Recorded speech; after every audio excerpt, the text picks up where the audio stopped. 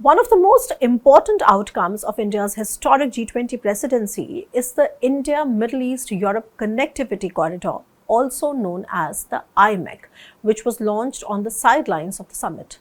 But the recent horrific turn of events in West Asia has upended the geo-economic and geostrategic calculus of the IMEC. Before I tell you how the events in West Asia would impact the connectivity project, let's understand what that project is all about.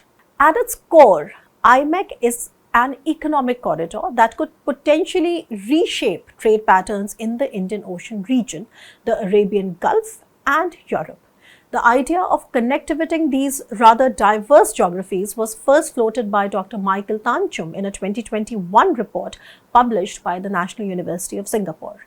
He argued that such a realignment could be achieved by creating a commercial connectivity arc spanning from India's Arabian Sea coast to Greece's eastern Mediterranean coast. Interesting, right? But it is only in 2023, during the New Delhi G20 summit, that this idea finally took shape and seems to have galvanized support from various diplomatic and multilateral actors, at least until Hamas attacked Israel and shocked everybody. Coming back, the signatories to IMEC are India, Saudi Arabia, the UAE, the European Union, France, Germany, Italy, and the US. Greece is likely to join the project because the busy Greek port of Piraeus is expected to play a key role. I think you do notice that Israel is not a formal signatory to the project, but the port of Haifa is very much a part of the route that IMEC was trying to put in place. So what is this route? The IMEC is supposed to begin at India's west coast, preferably the city of Mumbai. It will be then connected to the UAE, most probably Dubai, through the sea route. Then a train link will connect the UAE to Saudi Arabia. The link will culminate at Haifa in Israel. From there, it will be connected to Bahrain and Oman through sea route. Then it will be linked to Europe through a rail route again. Now, from what I just told you, the key point here is that Israel was all set to play an important role in the IMEC. But this potential emerged as its ties with its neighbouring countries were improving. So if you remember, in September 2020, UAE and Bahrain had signed agreements in presence of Donald Trump to normalize relations with Israel. Earlier, Egypt and Jordan had established formal diplomatic relations with Israel. So while on the one hand, IMEC is similar to Russia's Trans-Siberian and China's Chongqing-Xinjiang Europe rail corridor, however, both are geographically more in the northern part of Eurasia, while IMEC is concentrated towards the central and southern parts of the European region. And this makes good sense. China's debt trap approach with the global south countries in BRI projects will give impetus to countries looking for an alternative, and IMEC was supposed to provide this alternative. So, with a melange of actors spanning across 5,000 kilometers of rail and sea routes, IMEC could have been symptomatic of the shifting geopolitical and geostrategic dynamics both within these regions and in their relations with other global players. One interesting aspect is the likely impact that IMEC could have had on participating countries' relations with China.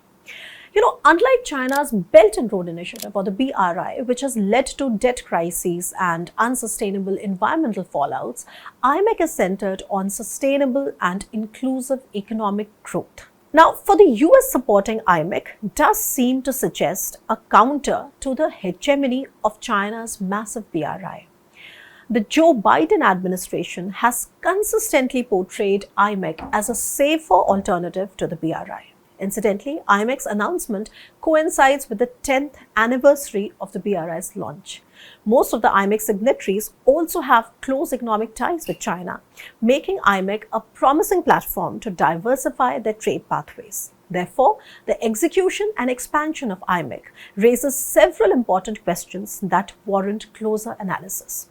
It should be remembered that while the Adani Group owns the port of Haifa in Israel, its operations are still controlled by China. In 2021, operations at Haifa were handed over to China's state-run Shanghai International Port Group for a 25-year period. Similarly, the logistics of the Greek port of Piraeus must be realistically evaluated as well, given that the Chinese shipping giant COSCO owns 51% of the Piraeus Port Authority. China remains the top trading partner for countries in the Gulf and Europe.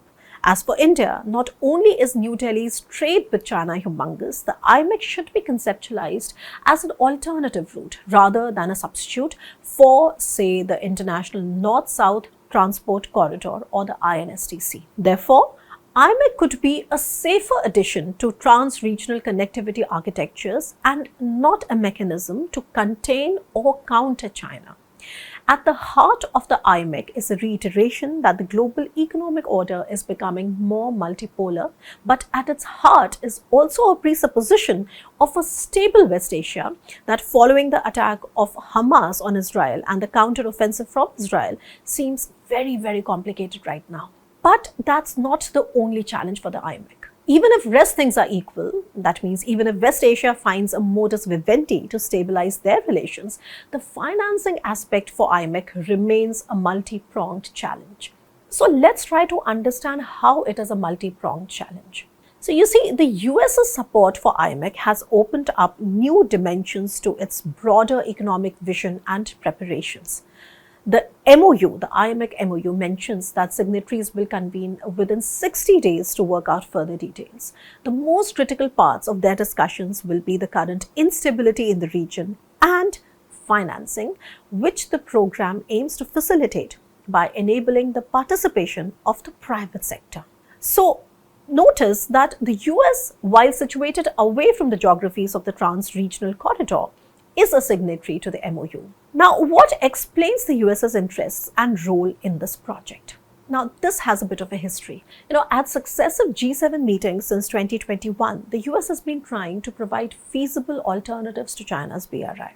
The US's current interest in the IMEC is a derivative of those efforts whose success will be determined by how effectively the financing works. So in 2021, the Biden administration announced the Build Back Better World, or the B3W initiative, at the G7 summit in the UK. However, by the end of the year, analysts had begun to write off B3W as an ill-conceived strategy to counter China's BRI. It seemed to suffer from the same twin undoing it sought to counter, which was overpromise and underperformance. So the ambitious B3W plan to mobilize $40 trillion for the developing economies by 2035 did not seem to be backed by credible financial planning, especially when it came to de-risking capital. So once again in 2022, the Biden administration made another attempt to provide a viable alternative to China's mammoth vision. During the G7 summit in Germany this time, the US and other members introduced what is called the Partnership for Global Infrastructure and Investment, or the PGII. The PGII wasn't just a rechristened B3W, but also a better improvised program. It aimed to close the infrastructure gap in developing countries, strengthen global economies and supply chains, and advance US national security. At the G20 summit in New Delhi, a special session of PGII and IMEC was co-chaired by Prime Minister Narendra Modi and President Biden, emphasizing PGII's role as a developmental initiative aimed at narrowing infrastructure gaps and accelerating progress on SDGs globally. This explains the US's motivation to become a signatory to IMEC, despite not sharing the geographical region. While IMEC underscores the multipolar nature of the global economic order and its resilience against geopolitical or pandemic disruptions, it also presents a test for the US and its allies to de-risk the capital required to finance the project. Sound financial planning becomes even more important because while the ship-to-rail transit system is expected to slash shipping costs and expedite transit times, it seems most unconvincing for the overall cost to remain feasible when accounting for the loading, the unloading and reloading of cargo across diverse geography and across diverse means of transport. The differences in subsequent insurances too seem pretty complicated at the outset. So the first meeting to develop a further action plan, scheduled within 60 days of signing, is expected to throw light on these issues and national taxation issues as well. Now remember that the key difference between IMEC and BRI is that the former relies on collaborative efforts involving private capital. Other US-EU-backed connectivity projects, say in Africa, such as the Lobito Corridor, have yet to prove their resilience and promised outcomes. So all these IMEC players also need to formulate a common strategy to provide guarantees and de-risk investments, given that private investors have become risk-averse in the wake of widespread disruptions caused by first the pandemic and then the Ukraine war. So in the aftermath of an unequal economic recovery from the pandemic and then the Ukraine war, several interconnected factors are transforming global capital markets. De-risking financing for IMEC remains a crucial challenge in harnessing its full connectivity potential and pursuing plans for expansion. With the latest crisis in West Asia, things have become more complicated because a stable West Asia was where the potential of such connectivity corridors was coming from. That said, let's also remember that IMEC was in the interest of all the signatories, including Saudi Arabia and UAE. While Saudi Arabia has suspended normalization talks with Israel after the Hamas attack, it was also the first country to have pledged its contribution to IMEC. Now, when the signatories will meet for the first action plan meeting, will they consider rerouting the IMEC away from Haifa? I don't think so. Saudi Arabia and UAE are also expecting a response from Israel that will change the playing field. Now, Israel could do it, but it remains unclear if the current leadership under Prime Minister Netanyahu is capable of it. Benny Gantz in a unity government could help. However, the road ahead for the IMEC seems rocky despite its solid benefits for all. It also throws larger questions on the future of the war in Ukraine and America's support to Kyiv, as the US has to reconsider pivoting back to West Asia along with the Indo-Pacific. I will be back to discuss that and more. Stay tuned.